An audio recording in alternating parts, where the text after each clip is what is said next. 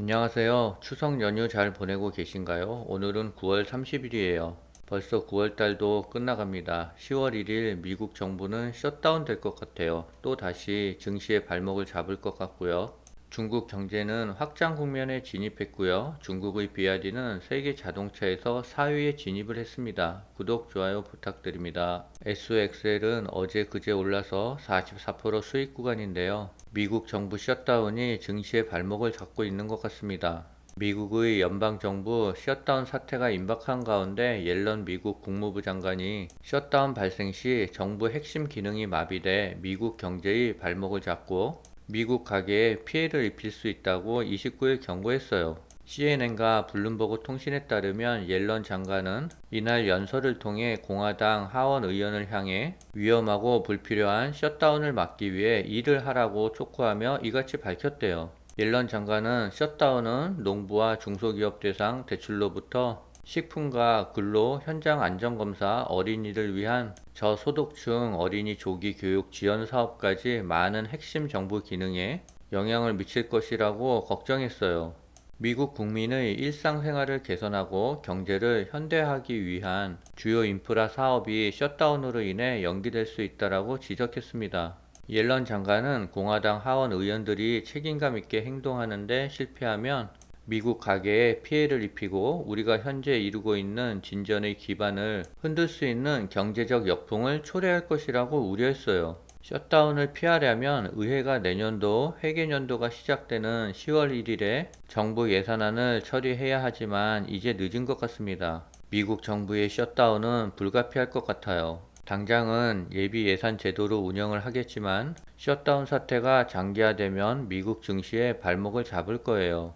미국에서 사상 초유의 동시 파업에 들어간 자동차 노조가 사측과 협상해서 평행선을 달리면서 추가로 공장 조업을 중단하며 파업 전선을 확대하고 있대요. 로이터 통신에 따르면 자동차 노조 위원장은 29일 조합원 7,000명이 추가로 파업에 동참한다라고 밝혔어요. 이에 따라 포드의 시카고 조립공장과 제너럴 모터스의 랜싱 조립공장에서 각각 조업 중단 명령이 내려졌대요. 자동차 노조는 향후 4년에 걸쳐 40% 임금 인상과 전기차 생산지 고용 안전 등을 내세웠으나 사측은 20% 인상 등을 고수하고 있대요. 한편 포드 CEO는 노조가 전기차 배터리 생산을 인질로 잡고 있다며 주장했어요. 이번 파업에서는 3사의 전기차 배터리 공장 또한 쟁점으로 올랐다고 미국의 뉴욕타임즈가 보도했어요. 자동차 노조는 전기차 배터리 공장의 노동자 또한 노조 협약 대상으로 포함돼야 한다는 입장인 반면 사측은 이들 공장 대부분이 외국 기업과 합작 벤처로 세워졌다는 이유로 반대하고 있대요. 바이든과 트럼프도 자동차 노조 파업에 주목을 하고 있는데요. 트럼프는 대통령이 되면 미국의 전기차 전환을 늦추겠다라고 발표했어요. 영국도 전기차 전환을 5년 정도 유예하겠다고 밝혔고요. 만약에 미국과 영국이 전기차로의 전환을 늦추면 중국과의 기술 격차는 점점 더 벌어질 거예요. 아마 영원히 따라잡지 못할 수도 있어요.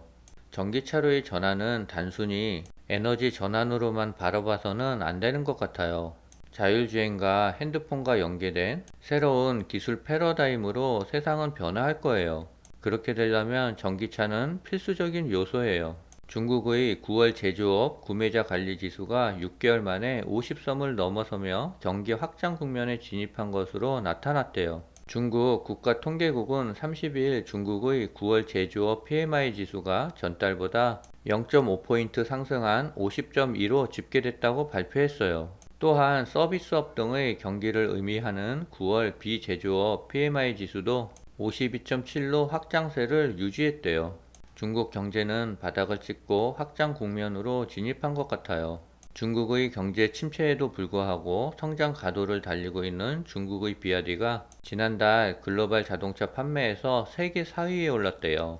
1위는 도요타로 9.8%고요. 2위는 폭스바겐 6.5%, 3위는 혼다 4.9%, 4위는 비아디 4.8%고요. 5위는 현대자동차 4.3%, 6위는 포드 4.2%예요.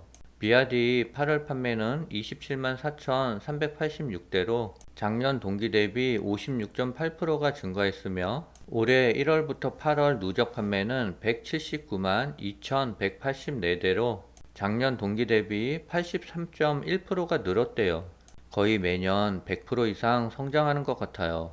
28일 로이터 통신에 따르면 비아디는 올해 2분기 동남아 전기차 시장에서 판매 점유율 26%로 1위를 차지했대요. 같은 기간 동남아에서 판매된 전기차 중 중국산은 75%에 육박한대요.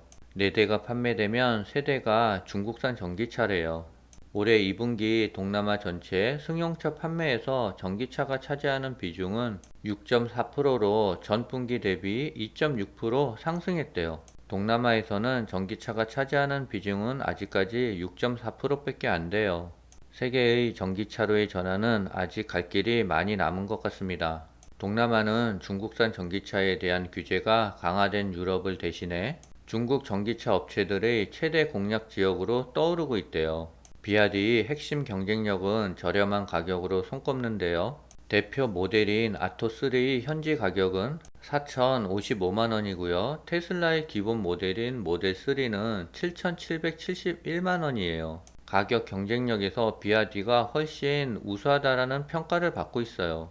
현재 비아디는 태국에 5억 달러를 투자해 신규 자동차 공장을 건설 중에 있고요. 올해 2분기 비아디 해외 판매 중 태국 비중은 24%에 달한대요. 비아디는 2024년부터 연간 15만 대의 전기차를 생산해 동남아와 유럽으로 수출할 계획이라고 합니다. 미국의 셧다운 이슈가 SOXL 상승에 걸림돌이 될 것 같아요. 하지만 그 또한 잘 지나갈 것이라고 믿고 있어요.